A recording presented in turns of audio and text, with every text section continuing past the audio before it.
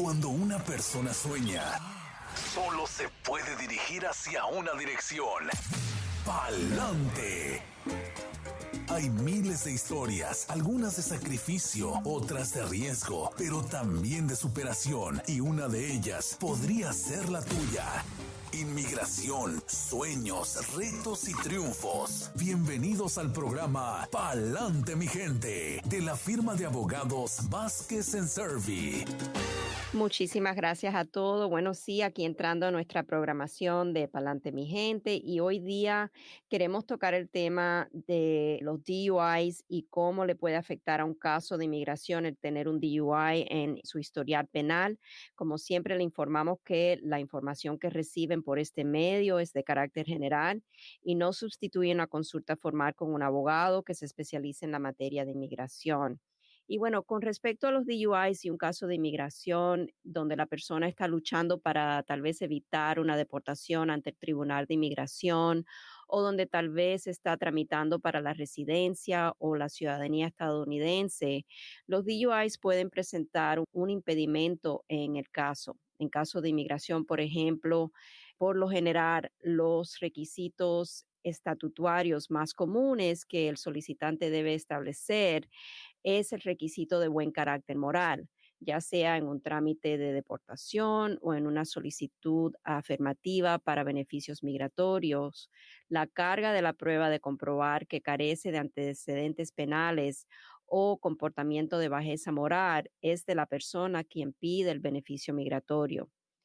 Aunque el delito de DUI generalmente no es considerado lo que llamemos ese delito de bajeza moral, el tener convicciones por un DUI puede causar la denegación de un beneficio migratorio o puede hacerlo inelegible para un proceso de defensa contra la deportación, como por ejemplo lo que hemos hablado en episodios anteriores, la cancelación de deportación. Entre varios otros requisitos, el estatuto para la cancelación de deportación le exige a la persona que está buscando defenderse contra una deportación que establezca que tiene 10 años de buen carácter moral, previos a la fecha que contiene la notificación de comparecencia y también continuamente hasta que el caso sea resuelto. En casos de solicitudes para la ciudadanía estadounidense, dependiendo cómo la persona adquirió la residencia permanente, la ley le exige que tenga el beneficio de la residencia por los 3 o 10 años y que durante ese periodo de 3 o 10 años tiene que también demostrar el buen carácter moral. Un DUI cometido durante el periodo estatutario puede causar la denegación del beneficio. El 25 de octubre del 2019, el procurador general interino en ese momento, Matthew Whitaker, dictaminó en el caso de Castillo Pérez que el tener 2 convicciones por DUI durante el periodo de 10 años requerido de buen carácter moral para lo que es la cancelación de deportación ocasionará una presunción refutable que la persona no cumple con ese requisito. Y en ese caso, el procurador general halló que la evidencia de rehabilitación que presentó Castillo Pérez no era suficiente para refutar la presunción que por haber sido convicto de los DUIs no podía establecer el buen carácter moral. En la decisión, el procurador explicó que el haber sido convicto de múltiples DUIs es una representación que la persona no se adhiere a los estándares morales de la comunidad y por ende no es de buen carácter moral. Conforme a esa decisión, en pocos casos los esfuerzos de rehabilitación de una persona convicta de múltiples DUIs van a ser hallados suficientes para refutar la presunción. La persona tendrá que establecer no solamente que ha sido rehabilitada, pero también tendrá que convencer al gobierno que los DUIs fueron una aberración y que no obstante a ellos siempre tuvo buen carácter moral. A raíz de la decisión de Castillo Pérez, El Servicio de Ciudadanía e Inmigración de Estados Unidos, o SCIS, implementó cambios a lo que es el manual de políticas con respecto al efecto que tendrá esa decisión en trámites de naturalización. El haber sido convicto de 2 o más DUIs durante el periodo del estatuto para propósito de naturalización también ocasionará una presunción refutable que la persona no cuenta con buen carácter moral. Un abogado de inmigración, opinamos nosotros, ¿verdad?, está en la mejor posición para analizar su caso e informarle sobre los requisitos de la ley y si es elegible o no para aplicar al beneficio, ya sea para el beneficio de naturalización o sea para el beneficio de cancelación de deportación si se encuentra en trámite de deportación ante el Tribunal de Inmigración. También los DUIs sabemos que pueden tener consecuencias negativas para personas quienes tienen que hacer su trámite, vamos a decir, un proceso consular, tienen que ir a su país natal. Y en estos casos, si en el momento del examen médico el doctor ve, ¿verdad?, que la persona ha tenido un historial de DUIs en su historial de antecedentes penales, esto puede ocasionar que lo pongan en un periodo de remisión si es que el médico opina que la persona tiene un desorden mental o físico y hay un comportamiento relacionado a que la persona a lo mejor puede ser considerado peligroso para sí mismo o otras personas en la sociedad. Este periodo de remisión es de 1 año y lo que sucede durante ese periodo es que la persona básicamente a veces es examinada al azar y tiene que hacer una evaluación psicológica, a veces tiene que ir a un programa y después del año entonces tendrá que volver a hacerse otro examen médico y tendrá que ser nuevamente entrevistado para ser considerado para la visa de inmigrante, lo que es la residencia. Y usualmente estamos viendo que personas que tienen un DUI en los últimos 5 años o 2 DUIs o más en los últimos 10 años, estas personas son las que más riesgo van a correr en trámites para la residencia, especialmente durante el proceso consular. Bueno, esta ha sido la información de hoy y como siempre queremos invitarles a que hagan sus preguntas a través de las redes sociales y aquí vamos a hacer todo lo posible por contestarlas. Claro que sí, abogada, y como desde temprano comenzábamos a promover el tema de hoy, sabemos que un DUI es un tema bastante común y yo creo que entre el ticket de no licencia, o sea, manejar sin licencia válida y el DUI son los más comunes con los que se encuentra nuestra comunidad latina, sobre todo aquí, sureste de los Estados Unidos, pero donde quiera que nos pueden estar escuchando en este podcast, pa'lante mi gente. Ahora, yo explicaba un poco breve que para algunos casos, y conforme a tu análisis como abogada, para ciertos grupos un DUI hasta es más peligroso, digamos, DACA, TPS, versus una persona que no tiene nada de estatus. O sea, tal vez se puede hacer una distinción en el DUI, digamos,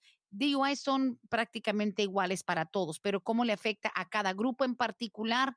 Tal vez unos dicen, oye, pues a mí no me afecta porque yo soy indocumentado, no tengo nada, ni TPS, ni DACA, y yo no pienso hacer ningún proceso en el futuro, se acabó. Pero para los que tienen DACA y tal vez TPS hay consecuencias un poco más profundas, ¿no? Correcto, o sea, para personas que tienen TPS, por ejemplo, el haber tenido 2 convicciones por lo que son misdemeanors, delitos menores, puede ser ya descalificado para lo que es volverse a registrar o volver a adquirir el beneficio del TPS cuando se vuelva a abrir un proceso o un periodo de registración nuevo. Eso es uno. En casos de DACA, un DUI puede ser un delito que los descalifique para el beneficio de DACA, o sea, para renovar su DACA. Especialmente en los casos de DACA, a veces lo que le aconsejamos a nuestros clientes que tienen a lo mejor un arresto por DUI, pero que todavía no han sido convictos de DUI, es que hablen con un abogado que se especialice en la materia de defensa penal y trate de a lo mejor que ese abogado reduzca los cargos a algo que se llama reckless driving, que ya no sería un DUI, Ujú. sería el manejar de manera errada, creo que así se dice, me Sí. corrige si no. Reckless driving de manera imprudente o irresponsable, sí. Exacto. Con respecto a eso, en esa manera podría afectarle el DUI definitivamente a una persona que tiene DACA. Tenemos siempre que estar consciente que si todavía no ha sido convicto de ese delito, aconsejar al cliente apropiadamente para que a lo mejor busque esa defensa penal que a lo mejor pueda salvar lo que es el proceso o el beneficio, mejor dicho, la elegibilidad, el beneficio del DACA. Mm, Para personas que están en el país de manera indocumentada, o sea, el problema con un DUI es que si caen en detención por el condado y ese condado tiene contrato con inmigración, con ICE, entonces casi siempre la persona va a ser puesta en un hold de ICE y a lo mejor el DUI le ocasiona que no sea elegible o que no le quieran otorgar lo que es una fianza para salir en libertad mientras quiere pelear su caso contra la deportación. mm. Ok, hay distintos factores que hay que considerar de acuerdo a quién es el que tiene ese delito y menos mal que lo explica, abogada, porque no todo se aplica parejo a todos los inmigrantes. Exacto. Muy bien. Abogada, pues mire, ya hemos tenido incluso esta semana, desde el inicio de la semana ayer, que nos comentan que cuál fue, y discúlpeme, yo no estoy conectada con este aspecto y por eso, pues usted es la experta. ¿Qué se esperaba algún tipo de novedad en cuanto al DACA? O sea, mucha gente está comentando, siempre que dijeron del DACA, ¿hubo alguna decisión, algún movimiento? Estamos todavía en espera. La Corte Suprema en cualquier momento podría decidir el futuro del DACA. Ese dictamen está por venir y lo estamos esperando en este mes de junio. Sí estamos siempre mirando las noticias a ver si ha sucedido alguna novedad con la Corte Suprema relacionado al tema. Ahora también hay muchos artículos que están hablando de que esto puede ocasionar otro civil unrest. Disturbios civiles. Ujú. Exacto. Una decisión a favor de la administración Trump puede ocasionar disturbios civiles. Sí. Nuevamente, también están hablando de a lo mejor posponer, que a lo mejor la Corte Suprema no quiere dar esa decisión hasta que por lo menos los disturbios civiles que están sucediendo ahora a raíz de lo que pasó con Floyd, a lo mejor se calmen, pero sabemos que puede ocasionar otra ola más de esos disturbios. Estamos con el dedo en el pulso, esperando las noticias en cualquier momento y enseguida que tengamos algo referente a eso, se lo vamos a traer. Muy bien, muchas gracias. Continuamos con Pa'lante, mi gente. Pregunta que tenemos por acá dice, tengo dos hijos ciudadanos americanos. Mi hijo tiene 23, mi hija tiene 20. Mi esposo y yo entramos indocumentados desde México en el año 94. La pregunta, nuestra hija se va a casar con su novio que está en el Army. Su boda será ahora en noviembre. Pero la pregunta es, ¿nos conviene el proceso con nuestro hijo de 23 o nuestra hija de 20 que se va a casar con alguien del ejército? Ok, en realidad, el hecho de que la hija, quien ya es ciudadana estadounidense, se case Ujú. con una persona que está en el ejército, eso no le va a beneficiar o no va a derribar los padres un beneficio porque la hija se case con alguien que está en el ejército y sea la hija quien los pida cuando ella cumpla los 21 años de edad. En este caso, sería el hijo que ya tiene 23 años quien ya los puede pedir. Ese no es el tema. El tema aquí es que como entraron de manera indocumentada en el 94, ellos van a tener que contar, o sea, los padres aquí van a tener que contar con un nexus familiar que es requerido para propósito de la presencia indocumentada que han tenido después de abril 1 del 97, que fue cuando tomó efecto la nueva ley de inmigración. Y ese nexus familiar requiere que los padres tengan mamá o papá residente o ciudadano o un cónyuge residente o ciudadano para poder calificar al perdón de presencia indocumentada a través del hijo ciudadano estadounidense o a través de la hija, aunque ella se esté casando con una persona que está en el ejército, los padres no van a poder pedir ese perdón por la presencia indocumentada acumulada. Ok. Igual, siguen, o sea, en este caso no le beneficia ese integrante familiar en el ejército, por lo mismo de que la hija no va a derivar ningún beneficio de eso.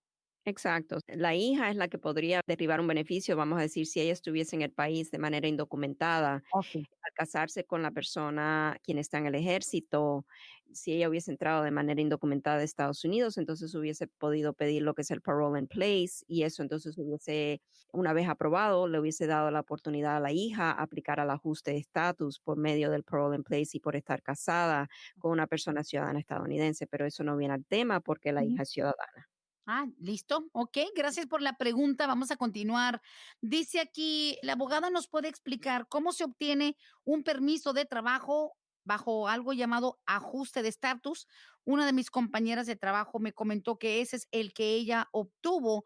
Yo soy indocumentada de México, llevo 11 años en el país, no tengo hijos nacidos aquí. ¿Qué es un permiso de trabajo bajo ajuste de estatus? El ajuste de estatus es cuando la persona está aplicando aquí en Estados Unidos, ya sea por mediación, vamos a decir lo más común es por mediación de un familiar, quien haya hecho una petición familiar por la persona y la persona sea elegible para arreglar aquí dentro de Estados Unidos a través de esa petición familiar. El ajuste de estatus, el permiso bajo el ajuste de estatus es bajo la categoría C09. Personas quienes son elegibles a aplicar al ajuste de estatus son personas, por ejemplo, hay varios ejemplos, pero uno de los más comunes es una persona que haya entrado de manera documentada a Estados Unidos con una visa, vamos a decir una visa de turista, se haya quedado más tiempo de lo que el gobierno le otorgó, permanecer en Estados Unidos, se enamoró, se casó con una persona ciudadana estadounidense, esa persona entonces podría arreglar aquí para la residencia permanente y eso se llama ajuste de estatus. Durante el transcurso de tiempo que está pendiente la solicitud de ajuste de estatus, la persona va a recibir un permiso de trabajo en base a esa solicitud que está pendiente. Ok. Viene como proceso natural de una petición familiar, digamos. Y sabe qué, abogada, me da la impresión de que algunas personas tal vez porque no están empapados, no están tal vez expuestos a información tan continua, tan consistente, digamos, como aquí en este programa, me da la impresión de que la señora dice, ok, yo llevo 11 años aquí. ¿Cuál es esa categoría? Si desconocen los términos o las etiquetas, o sea, no saben de qué están hablando. Ahora, para la persona que dice, okey, ¿qué hay en el menú para mí? Para la persona como millones, ¿no? Que tienen, ya sea, ponga 10 años de vivir aquí, para los que tienen hijos nacidos aquí, para los que no tienen hijos. O sea, no hay como un menú donde la persona dice, ok, yo ya llevo muchos años aquí, yo me he portado bien. ¿Qué hay para yo arreglar papeles? O sea, no es tan sencillo como ver, let me see, what's on the menu? ¿Qué hay en el menú que me pueda convenir a mí o a qué puedo calificar? Sobre todo, abogada Bárbara, personas que luego a mí me preguntan todo el tiempo, mira, tengo este ticket. Me dieron un ticket, por ejemplo, abogada, manejar sin licencia. Ok. ¿Puedo arreglar papeles? De volada conectan el contacto con la autoridad con, ya puedo arreglar papeles porque yo llevo 10 años aquí, me he portado bien, no he hecho nada malo y le digo, es que usted no está en deportación. O sea, se creen que automáticamente un ticket los lleva a poder arreglar papeles. O tal vez hacer taxes durante 15 años, abogada. Oye, como que yo ya me merezco, ¿no? ¿Qué hay en el menú? En realidad, mucha gente lo ve así de sencillo. ¿Cómo usted le explica a una persona?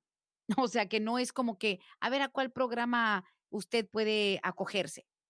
Exacto. Y creo que esta pregunta que hacen del ajuste de estatus, más bien la pregunta que me están haciendo es porque esta persona a lo mejor le dijo a su amiga que ella aplicó al ajuste de estatus y la razón por la cual está opinando que es así es porque cuando una persona aplica la cancelación de deportación, el recibo que reciben dice ajuste de estatus, pero es un recibo. Oh. Ok, la categoría del permiso de trabajo es la C10, que es diferente a la C9. Si por ahí va la pregunta, entonces en este caso lo que tiene que tomar en cuenta, igual va al tema de la pregunta que usted me hace, Brenda, Ujú. que la persona está en trámite de deportación con un juez de inmigración y está defendiéndose contra la deportación bajo lo que es la cancelación de deportación.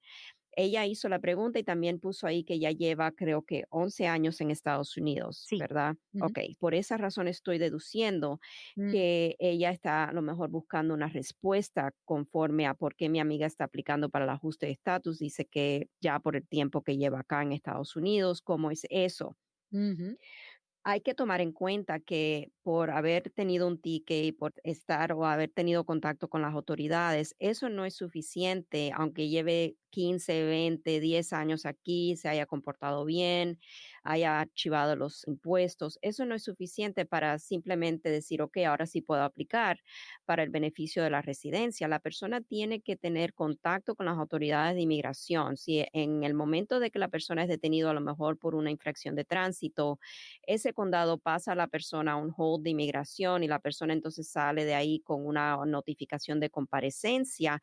Entonces, una vez que esa notificación de comparecencia sea presentada ante el Tribunal de Inmigración, la persona tiene que comparecer y ahí tendría que entonces, si califica, explicarle al juez que va a aplicar para lo que es la cancelación de deportación, que es la ley comúnmente conocida como la ley de los 10 años. Pero el primer paso, el primer requisito es estar en trámite de deportación. No toda persona que tenga contacto con las autoridades del condado o que tenga un ticket va a ser elegible simplemente porque tiene todos los otros requisitos. Un Ujú. juez de inmigración tiene que estar involucrado en este tema Sí. y eso significa que inmigración o ICE tuvo ya algo que ver con el caso y que ICE archivó una notificación de comparecencia ante el Tribunal de Inmigración. Y entonces de ahí la persona va a tener que comprobar 10 años de presencia física y continua en Estados Unidos, buen carácter moral por el periodo del estatuto y tiene que comprobar que le va a ocasionar un perjuicio extremo o sumamente inusual a un familiar, quien es mamá o papá, cónyuge o hijo ciudadano o residente. Wow. Digo porque no es ni tan fácil, ni tan limpio, ni tan sencillo decir, ok, me dieron un ticket, déjame arreglar papeles. Obviamente es un proceso en donde por la infracción y después una subsecuente contacto con inmigración que te quieren poner en deportación.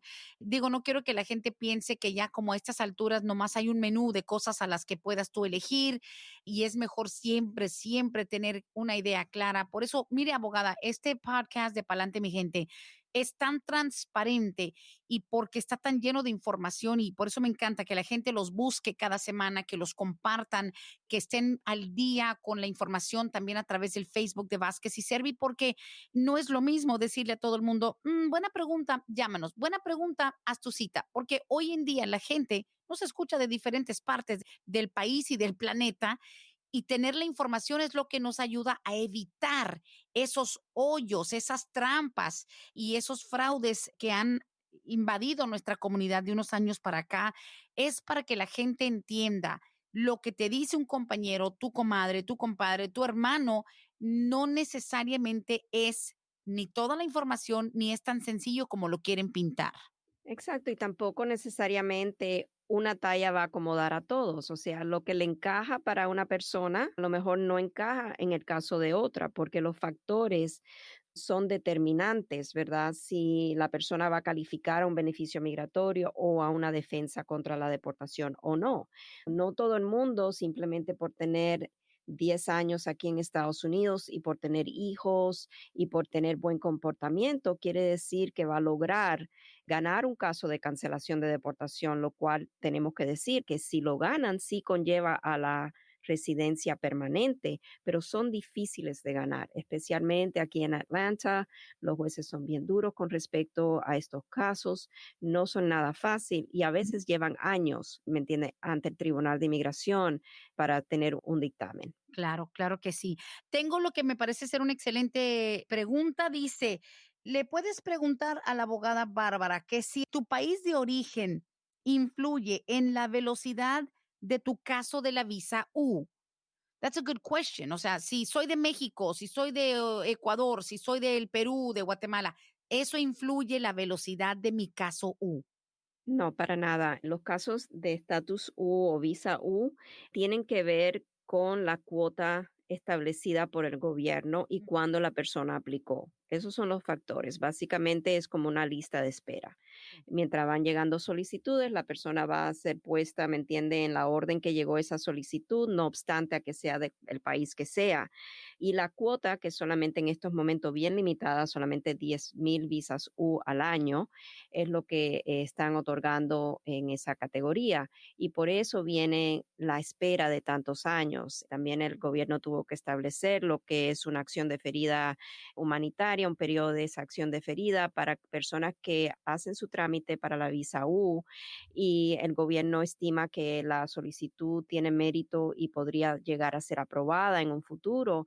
Cuando lleguen a ese punto, el gobierno los va a poner en una lista de espera y por ser puesto en lista de espera va a recibir la persona lo que es la acción deferida humanitaria y es a raíz de eso va a poder recibir un permiso de trabajo mientras espera que se abra la cuota y que el gobierno pueda adjudicar la solicitud de estatus U y concederle el estatus U. Eso entonces significa que ya concedido el estatus U, la persona tiene que pasar 3 años más de presencia física y continua en Estados Unidos con la visa U para entonces poder ser elegible a lo que es la residencia. Es todo un trámite. Mm, bueno, lo bueno es que tenemos acceso a programas como este cada semana que nos ayuden a aclararlo. Pregunta, dice Brendita, ¿cuánto tiempo se tarda para cambiar la residencia de 2 años a la residencia de 10 años? La mía se vence en febrero del 2021 y mi esposo es residente permanente. Él es originario de Guatemala. Ok.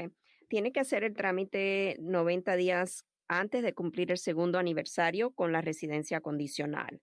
Ya una vez que la persona entregue esa solicitud a inmigración, entonces inmigración le va a mandar lo que es un citatorio para el tomo de las huellas dactilares y una vez que vaya a su tomo de huellas dactilares, la persona básicamente va a estar esperando a lo mejor lo que es un año más o menos para que aprueben la petición, pero al recibir el recibo de que ya entregó su solicitud para remover la condición, el gobierno le da una extensión de 18 meses a la residencia. Básicamente para que no haya un lapso, ¿verdad? Mientras que el gobierno esté adjudicando esa solicitud. Ok, muy bien, es un proceso. Siguiente pregunta, dice, nos gusta mucho el programa, escuchamos en el estado de Maryland. Dice, somos de El Salvador, mi pregunta es, mi hermana está en silla de ruedas desde el 2018 por un accidente de carro donde el culpable, que era otro hispano, estaba borracho, se fue de la escena, nunca lo arrestaron, tal parece que se fue de aquí del estado.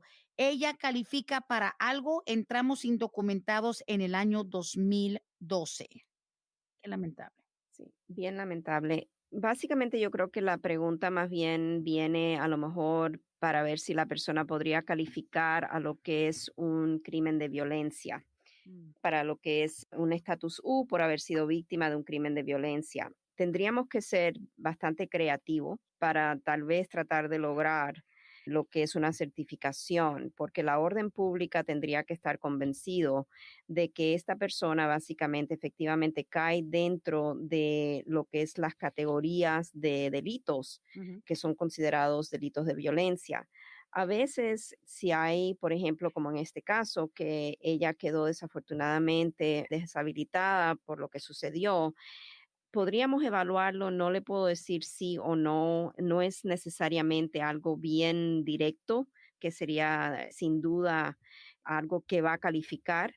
Como por ejemplo, para calificar a un estatus U, más bien estamos mirando a lo mejor un abuso doméstico, un asalto, algo bastante directamente violento. Lo que pasa con los DUIs es que la persona tiene que estar en su sentido, obviamente no está en su sentido total cuando está cometiendo el delito. Es algo que no es a veces algo que podemos comprobar que fue un delito intencional. Mm. En este caso, a lo mejor si hubiese pruebas de que esta persona que se dio a la fuga, que lo dudo porque si no han capturado a la persona, no hay manera de investigar cómo fue que, si la persona ya tenía antecedentes de a lo mejor manejar con licencia suspendida por haber cometido DUIs en un pasado, algo que sea agravante, ¿verdad? Para este Sí. caso.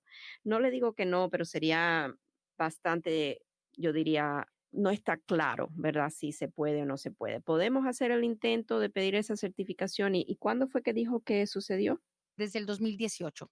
Ok, hace 2 años. Si hacemos algo del pedido de la certificación, tomen en cuenta que no es algo que le va a afectar a la persona con respecto a que inmigración vaya a buscarla, ni nada de eso, porque esto se hace a la orden pública, se pide a la orden pública. No entramos ni tocamos el tema con inmigración hasta después de haber recibido una decisión de la orden pública sobre la certificación que se tiene que pedir en estos casos para poder entonces, si la conceden, entrar a inmigración y pedir el estatus U. Ah, es correcto, muy bien. Y qué lamentable que estas situaciones se den, pero como le digo, y me gusta mucho la forma tan transparente que dice, mira, hay que ser o muy creativos o buscar realmente un hilo que nos conecte a la situación en la que está su hermana con algo que se pueda asimilar a lo que requiere el proceso, porque los procesos tienen ciertos requisitos y no necesariamente una tragedia como esta califica.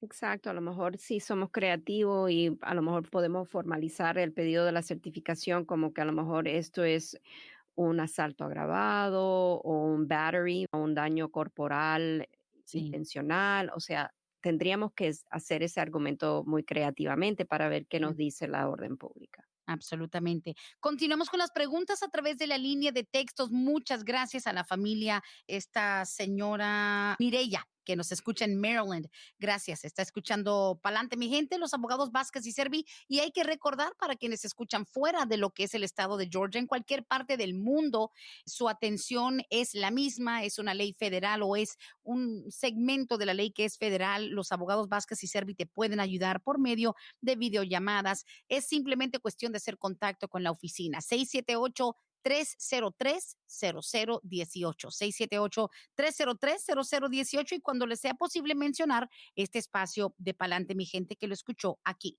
Pregunta que tenemos dice, ¿qué hacer para un turista con visa B1, B2 que no ha podido salir? Pues en Colombia aún no permiten ingresar. Este turista llegó el 12 de marzo, se iba a regresar el 12 de abril, pero no pudo.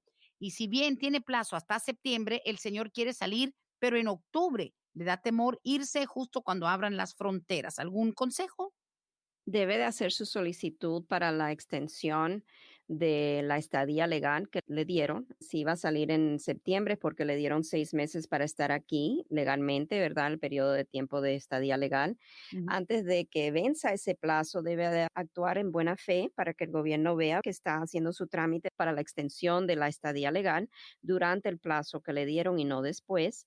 Se puede hacer el argumento, obviamente, de que por las razones de que está cerrado, que no hay vuelos, por lo del coronavirus, está pidiendo a la persona esa extensión y de ahí él puede pedir 6 meses más de extensión cuando haga su solicitud.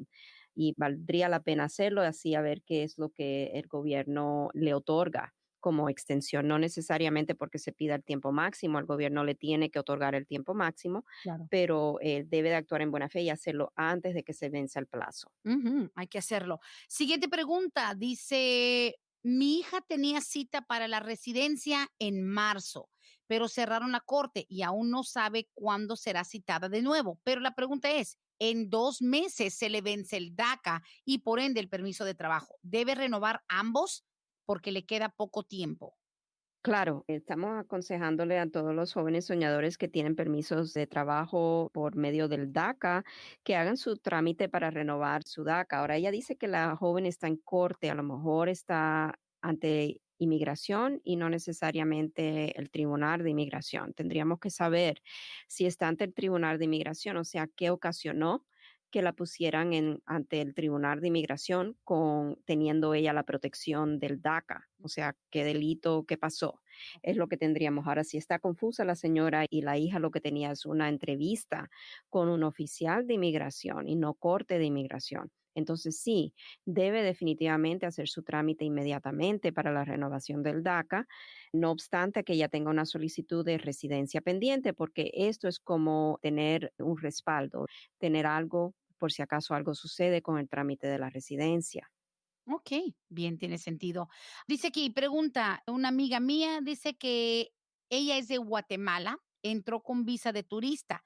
Su mamá de ella es residente y la pidió, pero sus abogados le dicen que el caso se va a tardar mucho tiempo, pero también la mujer que es pedida por su mamá tiene una hija de 21 años, quiere saber si es más rápido el trámite, si la pide la hija o se queda con el trámite de su mamá residente. No, si ella entró con visa de turista, no obstante a que se haya quedado más tiempo de lo que le han otorgado, entonces el beneficio aquí es mayor si la hija ciudadana estadounidense de 21 años de edad la pide. Eso es súper importante porque una persona que entra con una visa de turista a Estados Unidos y tiene un hijo ciudadano estadounidense de 21 años de edad, puede aplicar al ajuste de estatus aquí dentro de Estados Unidos. En el caso de que la mamá que la está pidiendo, aparte de que es una larga espera, la otra consecuencia de esto es que a través de la mamá residente, la hija va a tener que salir del país para hacer su trámite y va a tener que pedir un perdón, porque cuando sale va a desatar el castigo de cualquier presencia indocumentada que haya acumulado de más de 180 días o más de un año. En este caso, sería conveniente y aconsejable que por lo menos hable con un abogado de inmigración para ver si es factible hacer el trámite a través de la hija, explorar todos los factores que existen en el caso y entonces hacer una estrategia para que le salga la Ujú. residencia más rápido y pueda arreglar aquí dentro de Estados Unidos. Qué bien, qué bien. Muy buena pregunta. Seguimos, dice, esto llega a través de Facebook. Entonces, dice, alguien que fue arrestado en Gwinnett y ahí mismo le dieron su fianza, la mandaron a Irwin y salió. Tiene que esperar su corte porque no tuvo corte. ¿Es necesario agarrar abogado o el abogado se contrata hasta que tiene su primera audiencia con un juez? Y, second part, y en la primera corte, ¿es necesario llevar abogado y por Ok. qué? Ok, muy buenas preguntas, vamos a decir.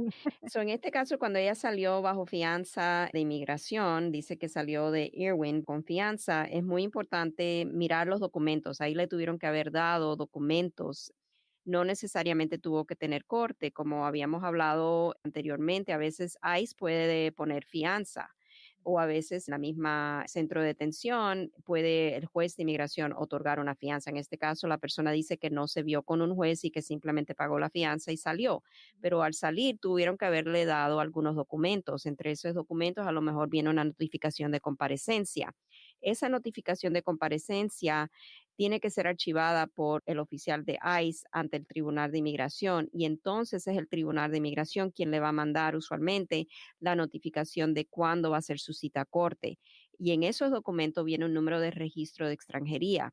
Ese número de extranjería se puede marcar el número 1-800-898-7180, poner el número de registro de extranjería en el sistema automatizado y ahí le va a decir si la persona ya está citado a corte o no. Mm. Un punto muy importante, Brenda, es también entre esos documentos lo que se llama Notice to Appear, la notificación de comparecencia. Ujú. A veces en la parte de abajo de esa notificación viene la fecha y la hora de su audiencia. La persona tiene que estar mirando esos documentos para estar seguro de que no le fijaron una fecha y hora ya ante el Tribunal de Inmigración.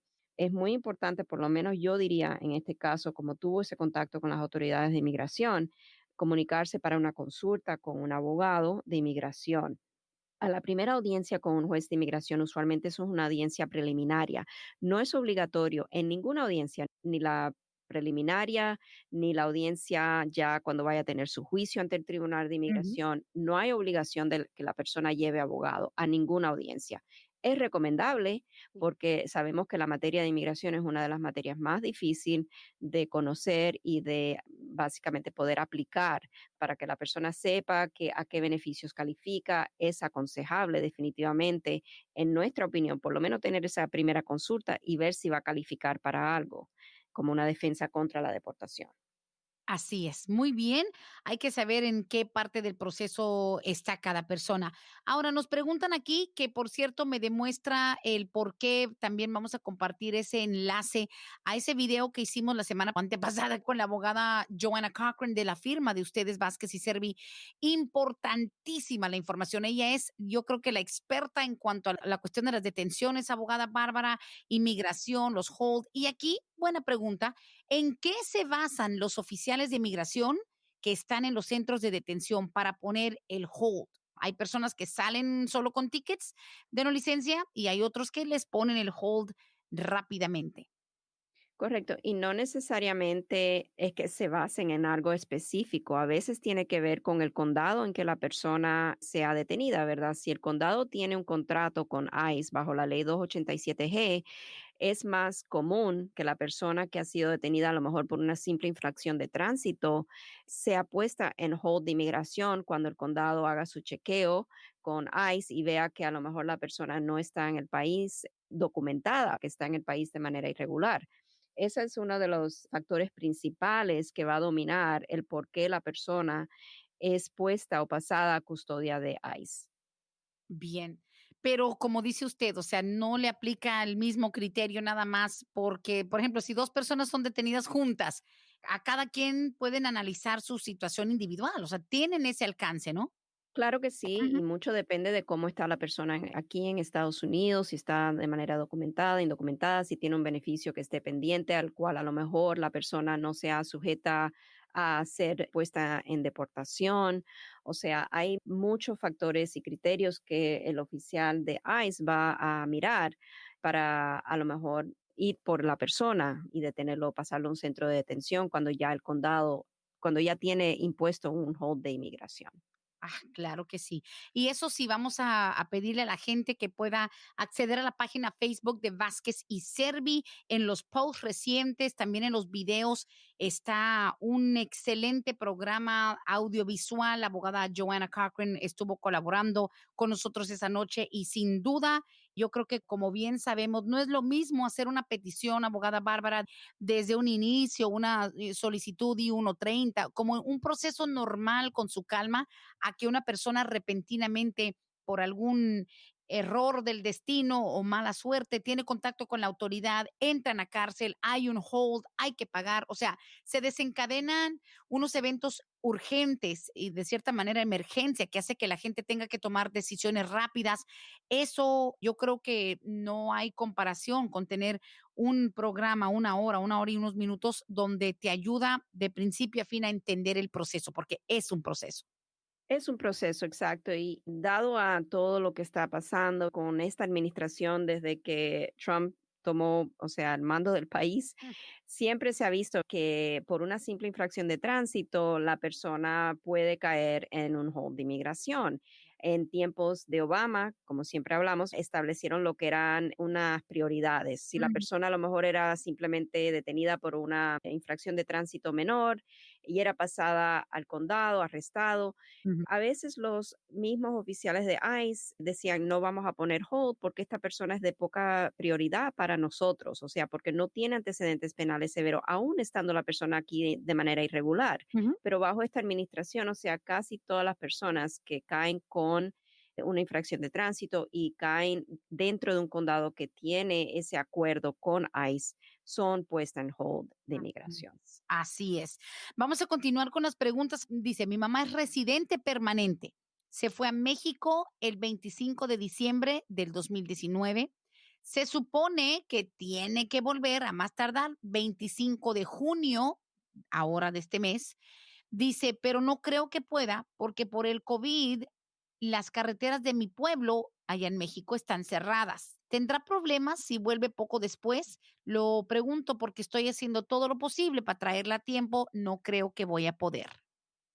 No necesariamente porque la persona esté afuera por 6 meses, ya automáticamente tiene problemas al querer reingresar a Estados Unidos. Usualmente ese viaje al extranjero por 6 meses o más podría ocasionar que la persona sea pasada a lo que llamamos nosotros una segunda inspección, Ok. donde el oficial le va a hacer una serie de preguntas para asegurarse de que la persona, aunque haya viajado fuera de Estados Unidos por ese periodo de tiempo largo, nunca abandonó la residencia aquí en Estados Unidos. Y para poder comprobar que no tuvo ese abandono de residencia, usualmente en estos casos le vamos a recomendar a la persona que lleve alguna evidencia de estar domiciliada o tener aquí lazos familiares, comunitarios, que le hagan poder demostrarle al oficial de inmigración que nunca tuvo la intención de abandonar su residencia, no obstante a que viajó tanto tiempo fuera.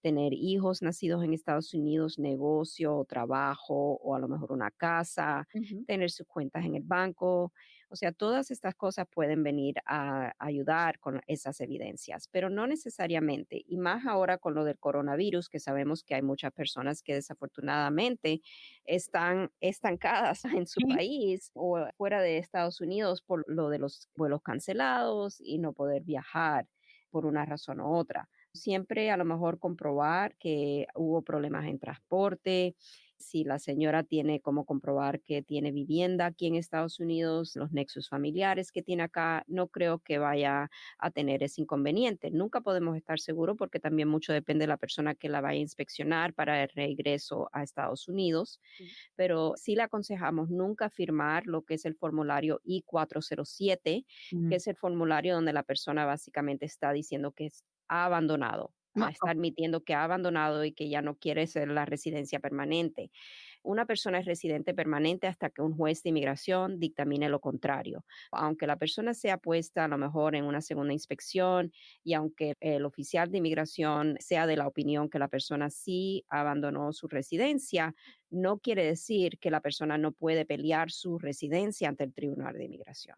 Ay, por favor, hay gente esperando 20 años una residencia para que por un viaje de 6 meses la vayan a abandonar. Y sabemos que hubo una época, abogada Bárbara, en donde arbitrariamente y de manera engañosa y tramposa hacían firmar ciertos inmigrantes ese documento y sí, prácticamente renunciando a su residencia permanente. Sí, es cierto, y por eso yo creo que sacamos un programa ya. Eso fue, creo que como al inicio de la administración Trump, que eso sucedió muchísimo, se dio mucho ese tema en los aeropuertos. Y sí tuvimos que sacar un programa para avisarle a la comunidad que no estén firmando absolutamente ningún documento en los aeropuertos y especialmente no ese documento específicamente. Así es. Siguiente pregunta, dice, mi esposa ingresó en noviembre del 2012 como residente legal, porque yo le había hecho todos los trámites como ciudadano que soy. ¿Qué le recomienda a mi esposa? ¿Renovar su green card o hacerse US citizen, ya que está apenas aprendiendo inglés? Ok, muy buena pregunta. Ella ingresó en noviembre, ya estaríamos dentro de los 5 meses para lo que es la renovación de la residencia.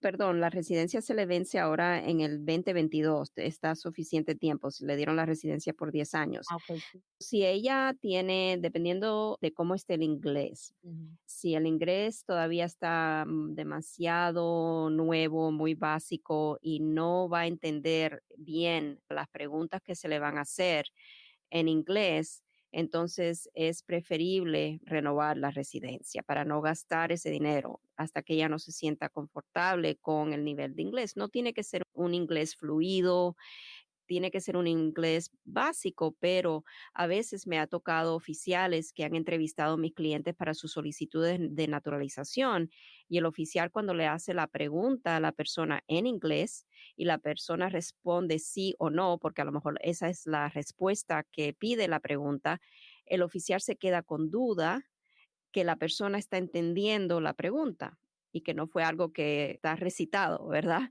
Sí. Sí, y entonces lo que le pregunta el oficial es, ¿qué es lo que quiere decir esta pregunta? ¿Qué exactamente en sus propias palabras quiero que me diga qué es lo que yo le estoy pidiendo? ¿Qué es lo que le estoy preguntando? Sí. Y la persona se queda en blanco, porque a lo mejor ya está recitado, ya tiene el oído entrenado a la pregunta y sabe que va a responder sí o no. Hay que tener cuidado, sí. Oh, wow. Sí, es como una grabación memorizada, sí es cierto. Ellos saben distinguir, porque a veces hasta te tiran una curva y hasta la pregunta te la hacen distinta. Exacto, Oh, o no en orden, porque a veces las personas se van a memorizar las preguntas en orden, pero los oficiales no tienen que ir en orden, ellos pueden no. empezar por donde quiera. Empiezan con la pregunta número 96 y la 52, exacto. Oh my goodness. Buena pregunta. Ya saben, nunca poner en riesgo su estatus si van a estar batallando con el inglés. Mejor cómprese otros 10 años con su renovación de residencia y después se enfoca su esposa en el aprendizaje del inglés. A ver, dice aquí, mi sobrina entró con visa de turista y se quedó. El pasado 4 de diciembre se casó con un ciudadano americano de Alabama. ¿Ya puede ella empezar un proceso migratorio para arreglar? ¿Cuándo dijo que entró? Nomás dice que entró con visa de turista y se quedó. No dicen qué año, pero dice que el 4 de diciembre, hace 6 meses, se casó con un ciudadano americano de Alabama, que sí ya puede empezar su proceso. O sea, sí, una vez que se case la persona que entró con visa de turista, puede empezar su proceso para el ajuste de estatus. Siempre tenemos que estar consciente de todos los factores que existen en un caso antes de introducir esa solicitud. O sea, por ejemplo, en estos casos de personas que viajan con visa de turista y se casan con una persona ciudadana estadounidense, una de las cosas que siempre vamos a mirar va a ser el historial migratorio de la persona. O sea, si la persona entró varias veces con esa visa de turista, que en previas ocasiones no se haya quedado más tiempo de lo que le otorgaron, si se quedó más tiempo de lo que le otorgaron, cuánto tiempo más se quedó, o sea, de presencia indocumentada, para saber si vamos a necesitar aplicar un perdón por presencia indocumentada. Otra de las cosas que estamos mirando es si la entrada fue muy recién al matrimonio, entonces puede existir una presunción de que la persona cometió una representación falsa cuando entró porque ya vino con la intención de casarse. So, Mm. tenemos que mirar muchos factores antes de decir si ya vamos a aplicar. Primero la consulta y después la estrategia. Claro. Y dándole seguimiento a la pregunta que tuvimos hace rato de que dice, mi hija tenía cita para la residencia en marzo, pero cerraron la corte, aún no sabe cuándo será citada de nuevo, se le vence el DACA, digamos, en 2 meses. Nos dio un follow-up, dice, es que ella se casó y tenía la cita. Le dijeron que utilizarían las huellas anteriores. Ella cree que la cita ya era para ir con su esposo. O sea, digamos, sería una entrevista y más bien no nada más una cita, porque dice, ella es de la categoría C33. Sí, eso es el DACA. Ella, la cita que va a tener va a ser la cita para la residencia y va a ser una entrevista que va a tener con un oficial de inmigración. El oficial de inmigración en estos casos lo que va a estar mirando es si el matrimonio fue un matrimonio válido, o sea que no fue para propósito de beneficios migratorios. Ellos tienen la carga de la prueba, o sea, la pareja tiene la carga de la prueba de comprobar la validez del matrimonio. En este caso, la recomendación mía, ¿verdad? Y me imagino de la mayoría de mis colegas, es que haga su trámite para la renovación del DACA, porque qué pasa si a lo mejor se le da de largo lo que es la entrevista para la residencia, si algo pasa ni que Dios lo quiera en el matrimonio, o sea, tener un respaldo nunca está de más. Igual le aconsejamos a las personas, por ejemplo, con TPS, que a lo mejor están en una situación similar, que estén aplicando un ajuste de estatus, siempre le vamos a recomendar no dejar el TPS vencer o no renovarlo. ¿Por qué? Porque es como un respaldo, es algo más que puede ayudarle. Claro que sí. Abogada, llegamos al final del programa. Cualquier otra pregunta que vaya a estar llegando en los próximos minutos las guardo para dentro de una semana o igual podemos ajustarlo a alguna otra transmisión, aunque sea de noche. Pero mire, si en 1 minuto o tal vez 90 segundos usted me puede resumir algo que ahorita creo que es muy relevante y de hecho tal vez le estamos dando pie a que esto se trate en un programa completo, tal vez un video live, pero mire, ahorita con el ambiente que hay de disturbios, de desigualdad, de racismo, sabemos que racismo no es nada más blanco, negro, es también inmigrante, es también gente de color, es gente con otros estatus legales o los que carecen de estatus legal. En 1 minuto o minuto y medio, usted nos puede resumir, que es un tema muy amplio, para quienes gritan los ilegales, los mojados, no tienen derechos, regrésese a su país. Hay personas que todavía tienen la ignorancia de decir que el inmigrante, el indocumentado, no se puede manifestar y no puede exigir y obligar al gobierno a hacerles caso. Pero por lo general y de manera básica, el inmigrante, aún sin estatus, abogada, tiene ciertos derechos. ¿Cómo los resumiría usted de la mejor manera?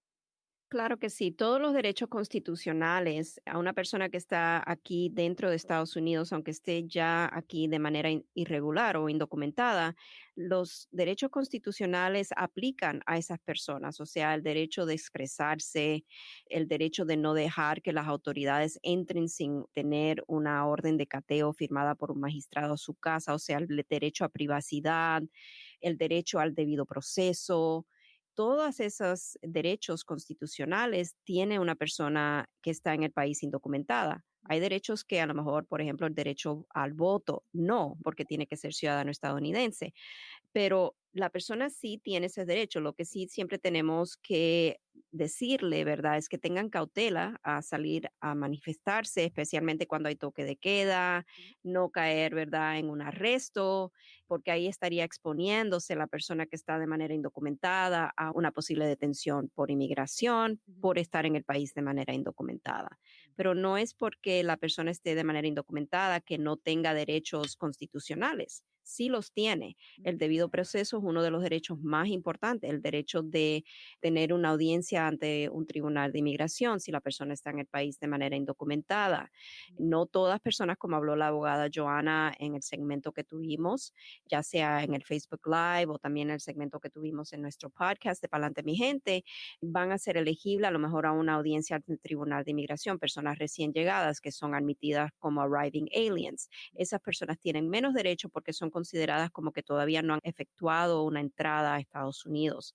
Hay diferencias, pero en la mayoría de los casos sí tienen derechos. Claro, hasta de defenderse de una deportación, una detención, con la policía, abogada, muy clara la información y de pronto hasta podríamos ampliar eso en alguna edición video Facebook Live. Pero por ahora, el podcast de Palante Mi Gente, en esta edición, este episodio llega a su fin, pero siempre con la promesa de que volveremos. Abogada Bárbara Vázquez, el número en las oficinas de Vázquez y Servi, no importa de qué parte del mundo o del país nos escuchan, 678-303-0018, 678-303-0018. Abogada Bárbara, como siempre, un increíble placer estar con usted. Igualmente para mí, muchísimas gracias por el espacio, Brenda, y también a todos los que nos escuchan. Y como siempre, aquí los esperamos para nuestro próximo segmento el próximo martes. Muchísimas gracias. Gracias, nos escuchamos en la próxima. Hasta aquí hemos llegado hoy, pero siempre vamos pa'lante, mi gente, con Vázquez en Servi. Hasta la próxima.